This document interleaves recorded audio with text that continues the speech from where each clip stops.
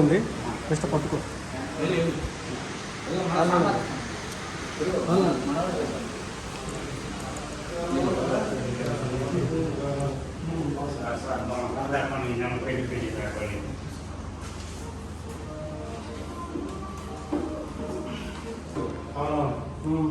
నేను సేవలు పెడితే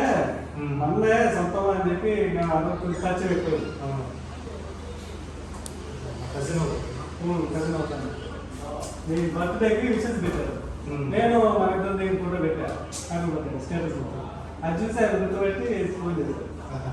నేను ఉండే చెన్నై ఎక్కువ అవును చెన్నై మన ఇంట్లో కలిసి